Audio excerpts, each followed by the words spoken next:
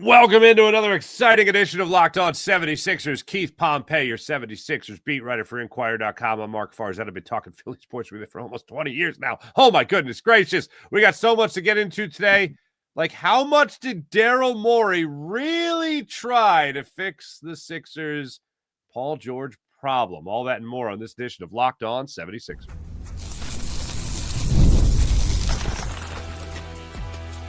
You are Locked On 76ers, your daily Philadelphia 76ers podcast, part of the Locked On Podcast Network, your team every day.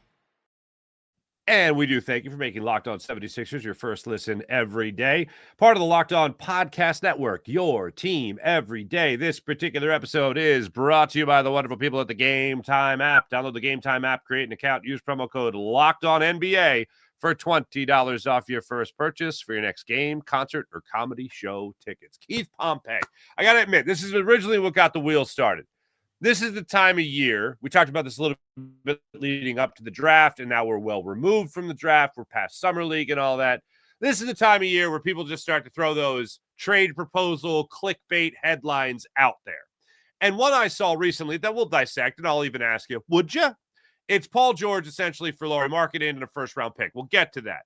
But it got the wheels turning, especially reading some comments after yesterday's show highlighting the Paul George and Joel Embiid problem that the Sixers have right now. And almost how much optimism would be injected into the Sixers fan base if they only had to deal with Joel Embiid and not Paul George, and they somehow turned Paul George into an asset that could play every day for the Sixers, someone like Lauri Markkanen, and produce.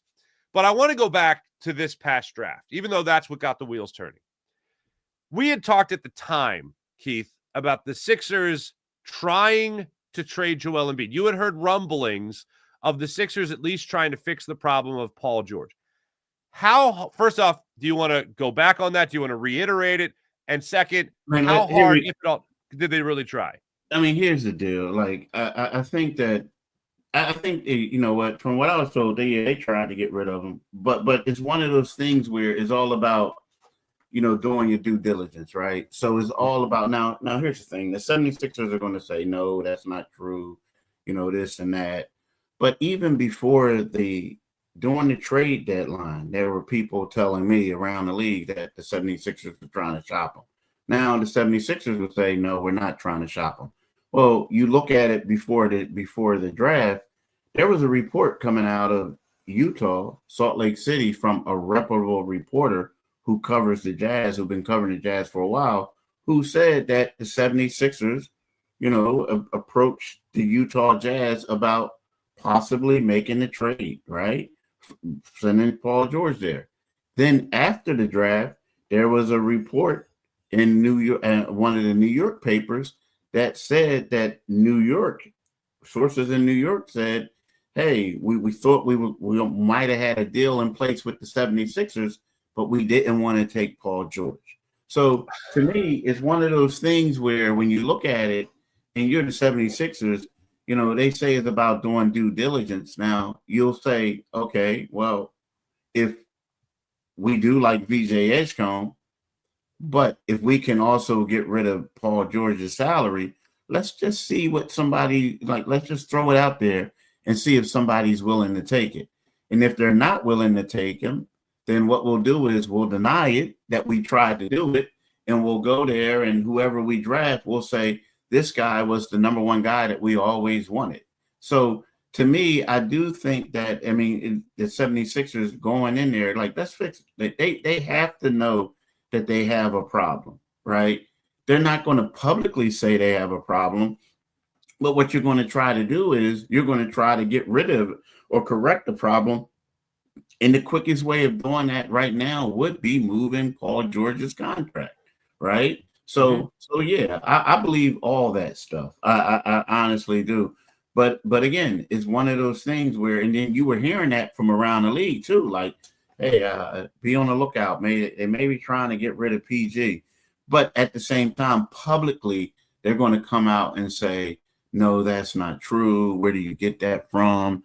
You know, yada, yada. You know, you can't believe anything, you know, leading up, which is true. Sometimes you can't believe anything. But what it was is You have a report coming out of New York after the draft.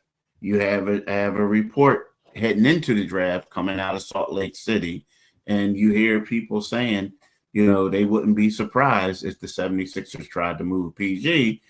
But let's be honest, that's a tough deal to do. Absolutely. You can't. It's hard to get rid of him. It really is. It's extremely hard to get rid of him. So I'm not surprised that they inquired about it, but I'm also not surprised that they ended up keeping the draft pick and drafting a player and trying to see what they can do with this roster.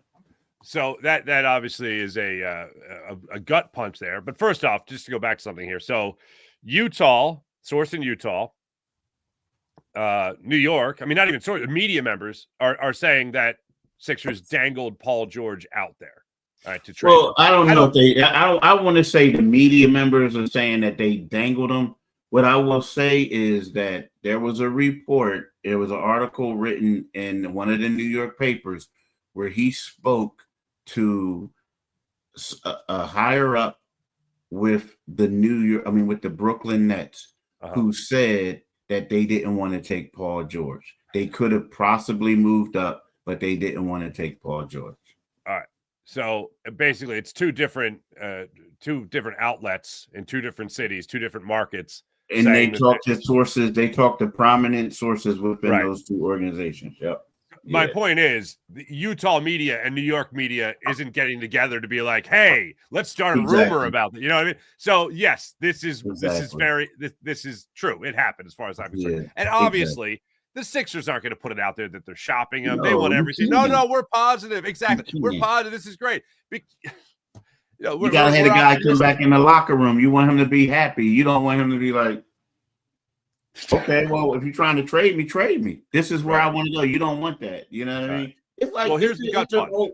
It's a whole thing. Like, no matter who you draft, that's always was your number one option. Like, this is the guy we wanted. No matter who it was. It's kind of like you look at the Cleveland Browns. They got Shedeur Sanders and they got Dylan Gabriel. And they saying, Dylan Gabriel was always the guy we wanted. Shedeur Sanders is the guy we wanted. Nah, bro, y'all messed that thing up. Like, you know what I mean? So it's just, you understand what I'm saying? So absolutely. Absolutely. But here's where the gut punch comes in, because after that, and look, we've talked about this before, but now another story's out there, and it's just a fake trade proposal. It's a conversation piece in the offseason, and I get it, but the gut punch is that I think any 76ers fan would be excited to learn that Paul George is no longer on the Sixers and they can start building towards the future. Now, the gut punch, unfortunately, is the pick you're talking about, is the pick that the Sixers used to get VJ Edgecombe here in Philadelphia. You're talking about the third overall pick. The fictitious trade proposals for just conversation pieces and writing pieces is a 2028 pick that the Sixers own from the LA Clippers that they're dangling out there to attach to Paul George in the opportunity maybe to trade him, to unload him. But if you're not going to package Paul George, who's also younger now than he will be next year, obviously, and also you're not going to get probably a third overall pick again. If you can't package that with Paul George, he ain't going anywhere. That's the gut punch in all this, Keith. You have two different media outlets, two different cities, two different markets saying, oh, yeah, they're talking about trading him. Sixers are obviously going to deny it, and you're right. But you're also packaging him with a third overall pick, and you still couldn't move him. That's the gut punch as far as I'm concerned. Well, the problem is, like, yeah, that's a gut punch, but you think about it, like, the guy, he has a lot of years left on his deal, and he didn't play extremely well. And you're bringing him into the situation, it's kind of like, it comes a point in time where teams want to improve. And I'm not saying that he's a bad player, because he's not a bad player, but you're looking at that, and if it didn't work out in Philly, a team that was trying to be a contender, like, are we going to be able to move him? Like, are we going to be able to move him? Or how much better is he going to get with our young core that's really struggling? You know what I mean? Like, we're trying to play certain players who are younger, and what are we going to do with PG? So they were saying in the 2027, see, the thing about it is when you look at the Utah Jazz and you say to Utah, you're like, okay, 2027, that's around the time that we may be competitive. So having that draft pick is cool. But at the same time, we're talking about guys who are not even all-stars getting traded and the team getting multiple first-round picks for these players, right? So you mean to tell me that you can go out there and get Laurie Marketing for one first-round pick and Paul George? Come on, man. Come on. Like, that's not working anymore. Like, like Mikal Bridges. What did the Knicks do? The Knicks gave up 4 first-round picks for Mikal Bridges, right? Mikal Bridges was never an all-star. You know what I mean? So, like, and then if you're a guest, so, like, basically, the market is already set. Why are you going to go lower than the market and then get a player who is worse than the guy that you're trying to trade? Like, I mean, you're worse than the guy that you're going to trade away. Like, it just doesn't work out. Like, you hold pat. If you're trying to get rid of him, you could get someone else. But, like, let's face it, he's been a solid player there. They would be foolish to get rid of him for Paul George in a first-round pick. When, what's the guy, Desmond Baines goes to Orlando, and, like, they get everything for this guy, right? So it's kind of like, yo, y'all got to step your trade game up, like negotiation. You know what I mean? It's like going into a jewelry store asking for a Rolex for $100. It ain't happening, Captain. It ain't happening. Well, that's why you guys. That's why you got to shop on the streets, my friend. That's why you got. Your cousin got that hookup still. Don't you worry, he got you, man.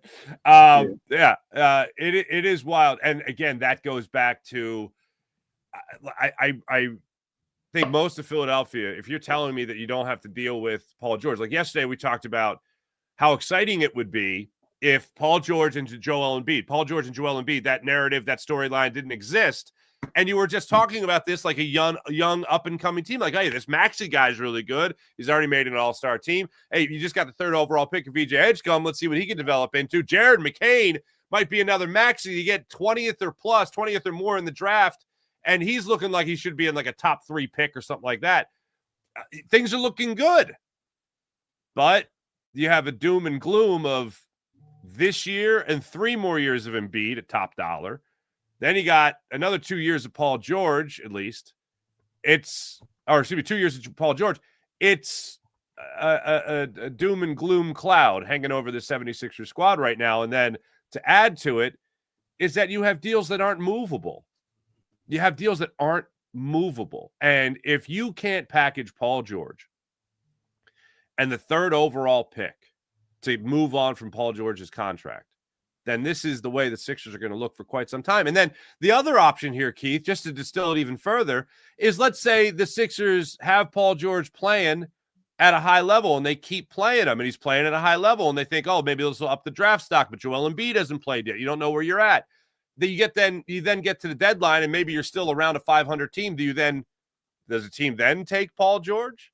He'd have to be playing at a high level. He'd have to be stuffing the stat sheet. But if he's doing that, I think the wear and tear, especially with the 16 back-to-backs, is really going to put a damper on his health for this season, unfortunately. So even if you look for that light at the end of the tunnel, that's flickering as well.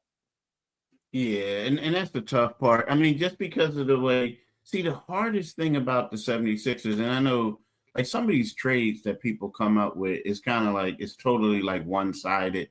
Like, why would somebody give you their star player to help you win a championship and in turn take a guy that you don't want because he can't stay healthy or possibly he's older?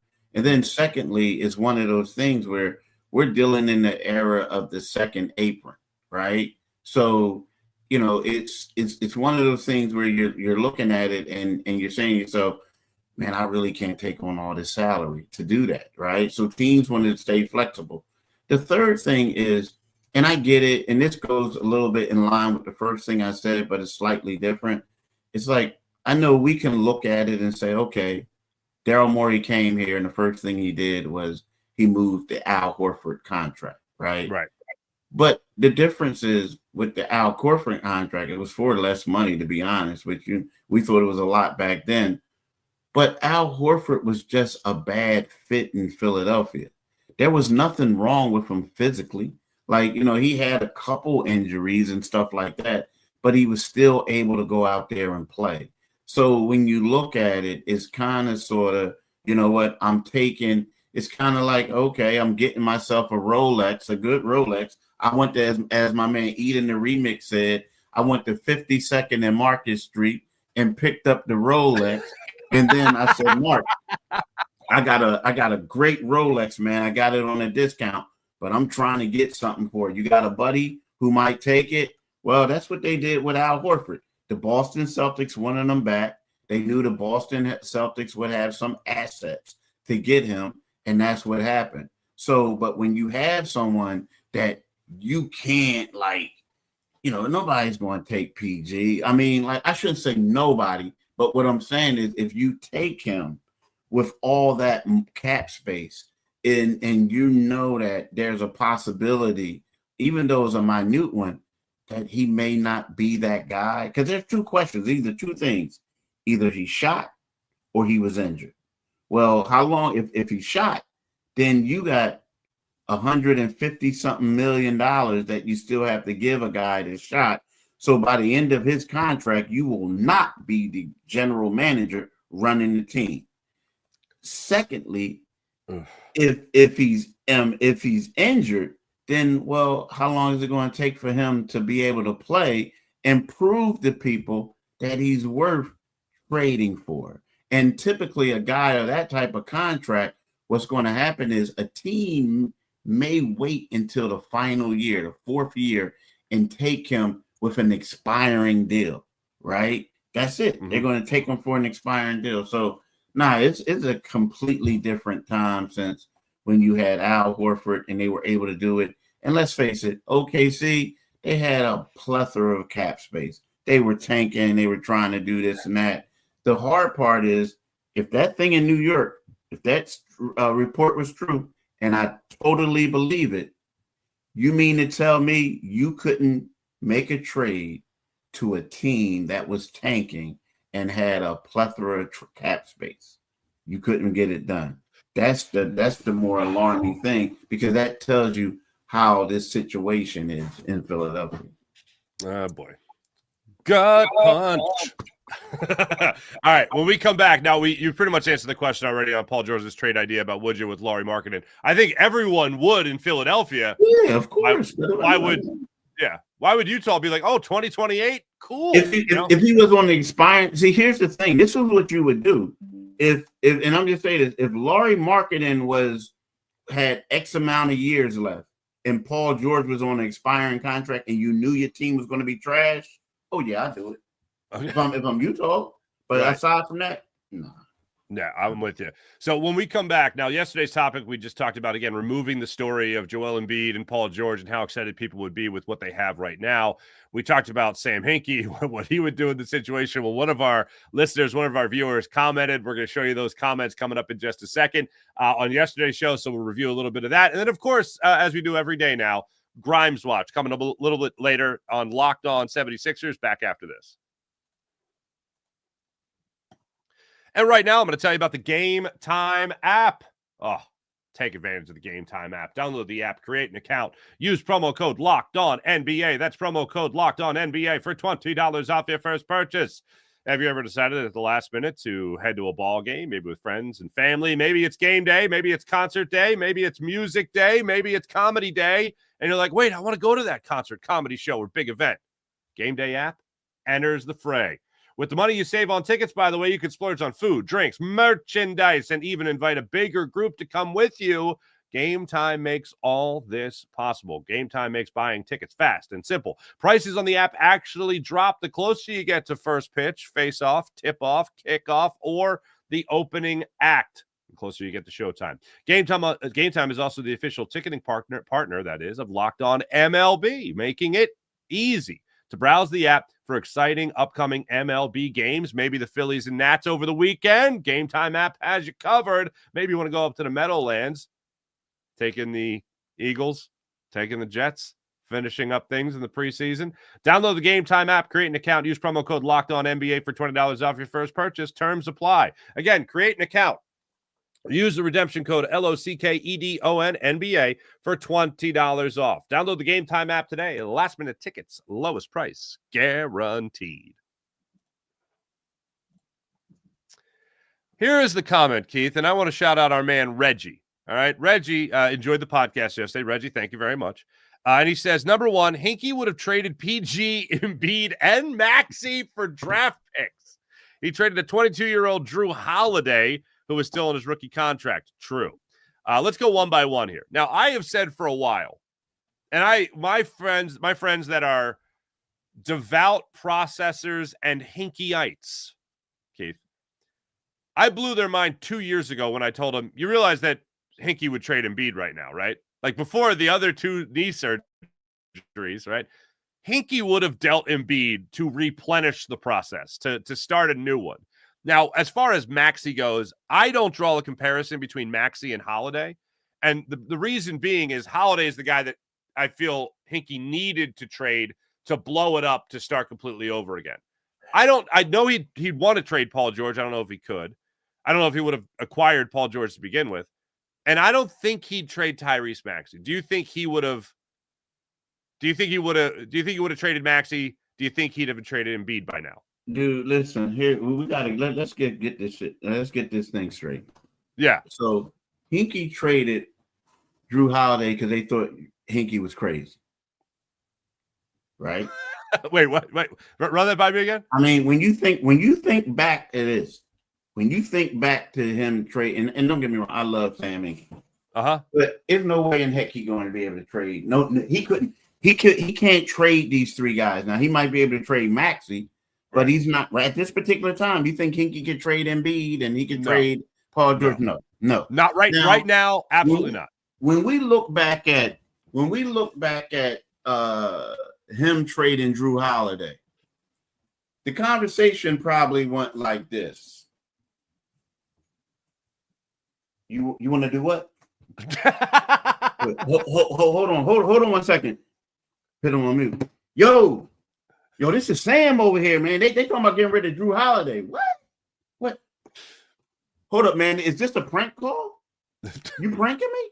I don't know. It's a real Sam Hinkie. You pranking me? Oh, let's get it. Come on, man. Like, because when you look back at that, everybody talks about it.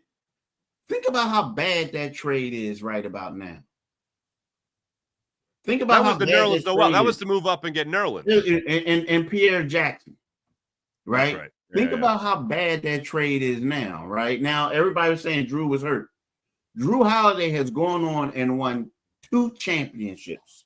So now everybody like 2 chips. So then the Sixers got all these guys, and the only dude from the process still left over is Embiid, right? So I don't think he would have ever traded Embiid. Because even a couple years ago, I'm getting past the thing. Like I just feel like the Sixers got duped in that New Orleans trade. Because what else did you? I mean, yeah, you got assets, but what did you do with them? What did you do?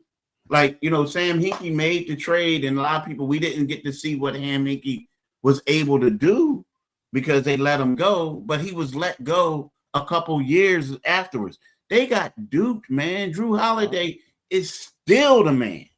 The other dudes he traded for aren't even in the league. Mm-hmm. Right? So now here's the thing. You don't get rid of Embiid. Embiid was at that particular time, he was a top 5 player in the league, arguably the best center. Unless a guy asked to be traded and stuff is really crazy, at that particular time, we didn't see dudes going like all-star caliber type players like being traded. We just didn't see it. Like that's why the Luka thing is so crazy. We didn't see it, right? Maxey, I could see them trying to trade Maxey just because of up and coming guy. Somebody would want him. Somebody would want him. Hinkie might look at it and say, well, maybe he has some weaknesses. Maybe he doesn't get to the ceiling, you know what I mean, that we think that he could get. But aside from that, nah, you don't do that. And like PG and them, no, you don't do it. Now, all right, well, let me ask this real quick. Go ahead. Would he have given Embiid the contract extension? You know, I'd say absolutely not. Probably not as early as it was. Now, again, if Embiid was healthy and he was doing what he was, yeah, I think they would have locked him up, right? All right. No, here's the only reason why. If he didn't have that knee problem and all that other stuff, they would have locked him up because everybody would have, because they're like, oh, so you want to get paid now? You mean to tell me, you're not going to wait when you can get more money on you can get more money on the back end? So I think they would have done it, but nah, he probably would not have done it. But again, here's the one thing though, we got to be real with it. Was it a bad decision for Daryl Morey to do it? But it was the owner's money.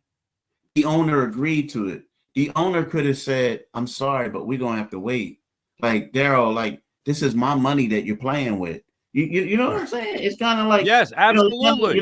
So it's like, so as much as we want to blame Daryl, like the owner like slipped up too. Like, you know what I mean? They all messed up. But no, I don't think it like, because I don't think, I know we have the utmost respect for Hinkie. Some people do and all this, and some people don't like him. Like, I had the utmost respect for him.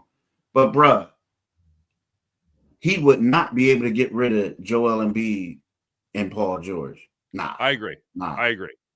Next one here was Ace Bailey and VJ Edgecombe with the McCain's backcourt here. That's what Hinkie would go after.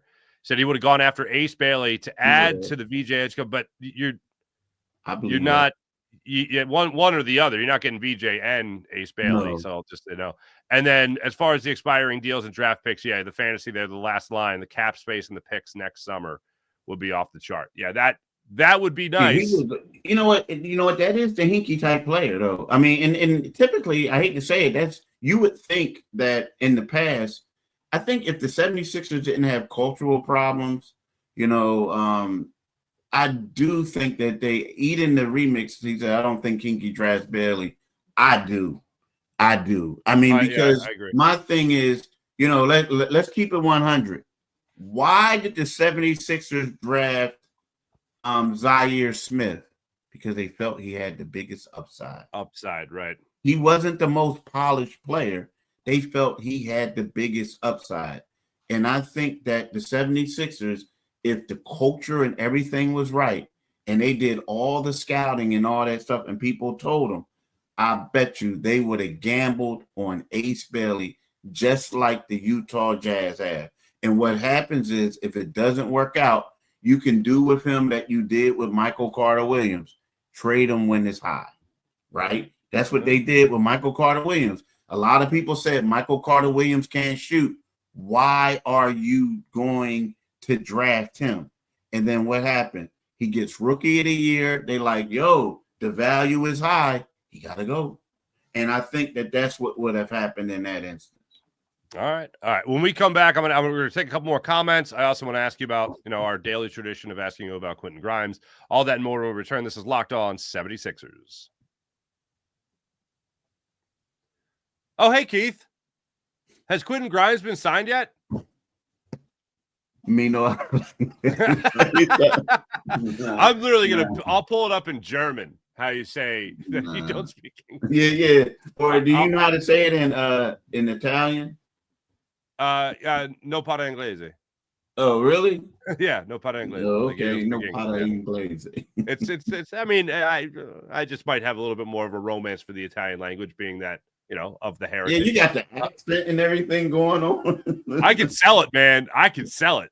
But I know that phrase, and I know like how to ask for the bathroom. No, I know a little bit more than that. But yeah, no parla inglese. There you go. It's like, again, we keep saying this could be something that goes long. It could be something that happens for a while. So this and that. But hey, look, man. What's up? This was back in the day when the 76ers were like, everybody was excited. Simmons led Sixers past a big test. They beat up on the Wolf, a team with a winning mark. I remember this game. This was back in March 25th, 2018. And that's back when the 76ers, look at this. You can't really see it, but it's Embiid. Oh, Lord. It's Embiid, Dario. Oh, there you go. And Ben Simmons. I'm sorry, y'all. Like, you can't really see it on the screen, but this is back when we were everybody was excited about the prospect of the That was a good time, man. Forward. Yeah, that was a great time. They won that game. I rember the parade. We had the parade around the Camden practice facility. So whenever you ask about Quinton Grimes, I'm gonna bring up the past. Hey, I am ashamed. I take responsibility for this. Yesterday, we missed a major birthday, my friend. Wilt, it was Wilt Chamberlain's birthday yesterday. Yeah. I watched a top 10 highlight reel of his plays, and I mean, look, obviously I wasn't around to watch him, but it's just like an alien came down to play basketball with mere mortals. Like, that's what it looks like when you watch highlights of him, man. Do you know I met him one time? I met him. Oh, you met? Oh, really? Yeah, I met Wilt Chamberlain. So I grew up in the Frankfurt section, right? So I didn't know this, but his best friend was Vince Miller, Coach Miller, who used to be, he went to Overbrook with Wilt the whole nine. Okay. Vince Miller was a scout for the 76ers back in the day, but he ended up being Frankfurt High School's basketball coach, right? And Mr. Miller used to always talk about Wilt. And, several of his former players, close friends of mine, became barbers. And Coach Miller used to always be a fixture in the barbershop. One day, Coach Miller comes in with Wilt, and we're like, yo, that's Wilt Chamberlain. I mean, dude, even the hardest dudes were like, oh, my God, Wilt Chamberlain. It was crazy. And so how old were you? Man, I might have been at this point, I was in my early 20s. Yeah, because it was weird because at that, it was right after I graduated from Pitt, and I was living at that point. I think I was living in Greensboro, North Carolina, but I came home, and you come home, you want to get your fresh cut before you go back. That's back when I had hair, y'all. So you want to get your fresh cut before you go back, down south. And he came in, and it was, I'm telling you, the hardest dudes. And it's funny because if you go, the barbershop that I go to, the barbershop has since moved, and the barbershop I go to is called How You Want It. And there's a picture on the wall of all these, my dudes, all it's crazy. It's crazy though. But Wilt was, dude, he was larger than life. But it was funny though, because, Coach Miller was actually his best friend. And him and Al Addles, who used to coach the Golden State Warriors, and he's played for Philly Warriors. They used to tell us stories, and we believed them, and of course we did. But that moment that Wilt walked in there, it was something. And he was a big man, dude. Right, He was huge. On that, to build off that, let me ask you a question as a fellow bald man. Do you still go to the barbershop? Oh yeah. Really?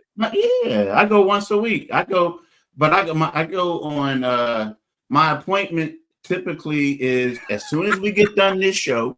I get done this show on Tuesdays. I go to How You Want It down Frankfurt. To me, that's great. Dude, these are guys I grew up with. Right. I've known them for my whole life. And so what I do is I just go there for the camaraderie. You know what I'm saying? Right. Yeah. And we just laugh, joke.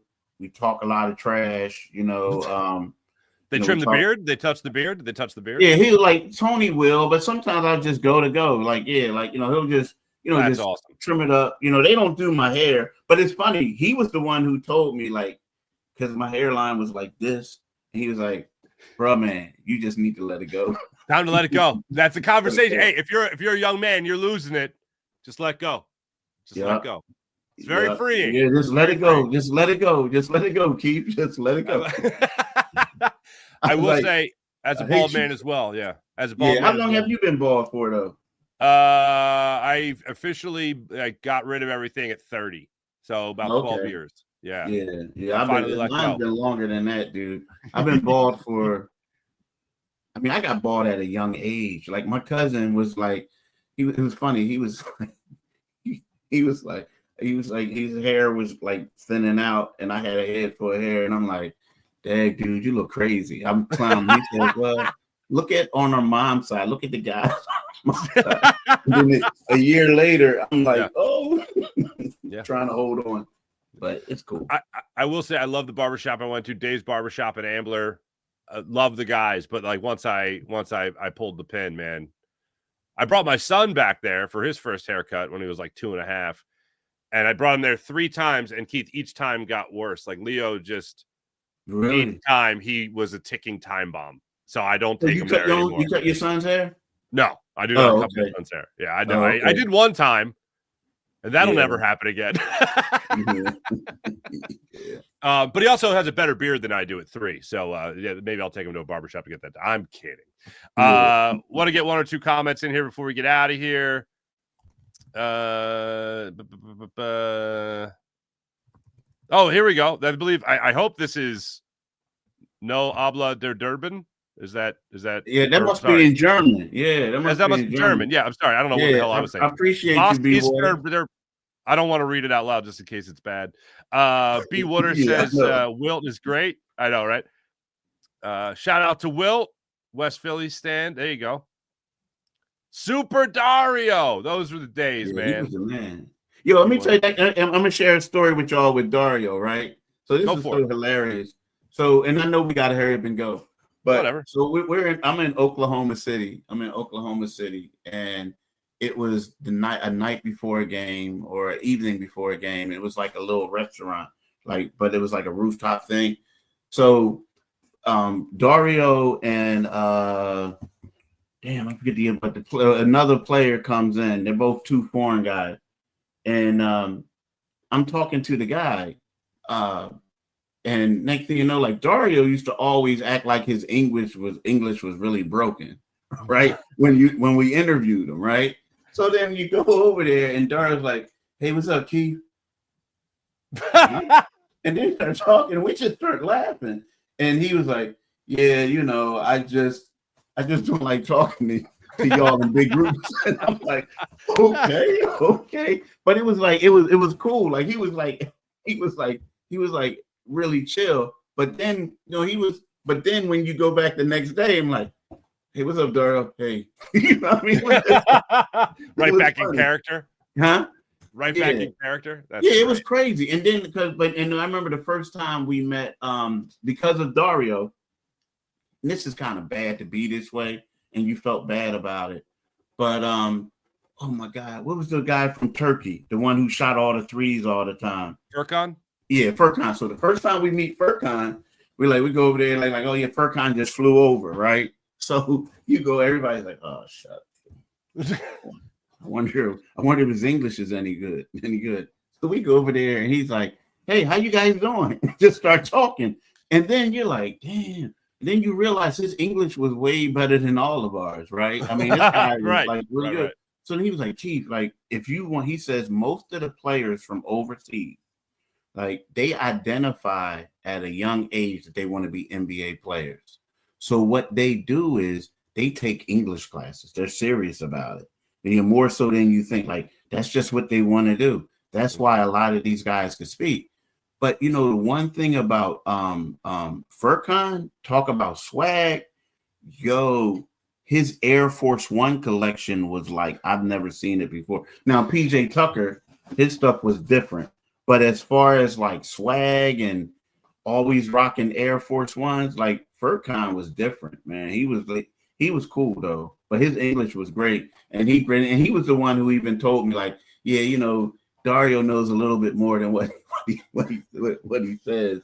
But yeah, it was crazy. That's wild. Yep. That's wild. Hey, thanks everybody in the chat. You guys are awesome as per usual. That man right there, his name is Keith Pompey. He's headed to the barbershop, right? Don't judge. Tuesday at 11 o'clock. As soon as we get off of here, I'm normally like, That's great. I'm jealous of that. That's good, man. My name is Marc Farzetta. We'll be back with you guys on Monday for another edition of Locked On 76ers. Hey, look, Locked On's got you covered today, all right? When it comes to the Eagles, Locked On Eagles Squad Show on the Locked On Eagles YouTube channel. Now, when it comes to the Phillies, I'm still waiting for my assignment to see whether or not I'm going to be on post-cast duties with the Phillies or post-game duties with the Eagles. So stay tuned to Locked On for all of that and also my social media. Thanks for watching. Thanks for listening. Have a great weekend, everybody. Seriously, it's been a blast this week. Hey, I saw somebody one more thing. I saw somebody in the comments say, can we get some optimism in the next pod? Watch yesterday's show where we talked about how exciting it is to have the young three core guys in Maxey, Edgecombe, and McCain. So watch the optimism there. Thanks for listening. Thanks for watching. See you guys. Make sure you guys like and subscribe as well. He's Keith Pompey. I'm Marc Farzetta. We'll catch you guys on Monday. See you then.